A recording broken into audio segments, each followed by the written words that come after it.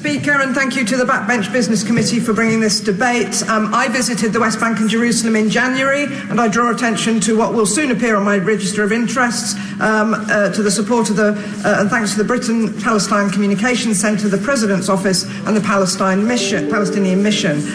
Can I say that every Palestinian we met, authority member, elected city leader, political activist, young people, all subscribed to the two-state solution and wanted help in ensuring this can happen.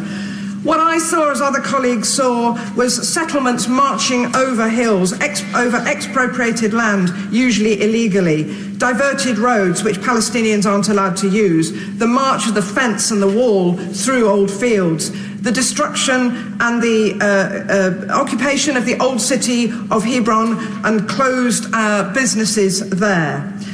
And yes, Mr. Speaker, the settlements are the issue of today, but if you want to address stone throwing and other violence by Palestinian children, you need to look at the daily incidents of brutalisation they and their families have been subjected to for decades.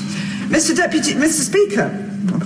Speaker, we visited the UN Office for the Coordination of Humanitarian Affairs, who showed us their accurate, factual information showing that 43% of the West Bank is out of bounds to Palestinians, a Swiss cheese of disjointed areas of Palestinian land, and our Palestinians are effectively excluded from the rest, even if they have historic ownership over any of that land.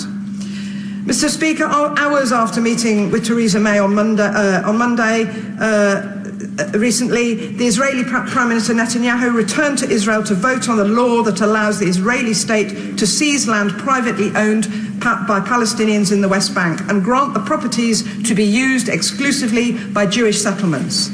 Whilst the decision on the 24th of January did indeed order 40 or 50 families to be moved from the Amona outpost, in the same week approval was given to 2,500 new dwellings inside the West Bank and 566 new settlement houses inside East Jerusalem, and taking over thousands of acres of Palestinian land.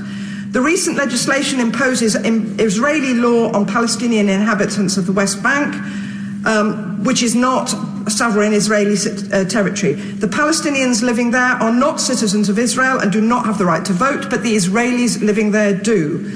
Israeli civil law applies to settlers, affording them all sorts of legal protections, rights and benefits not enjoyed by their Palestinian neighbours who are subjected to military law.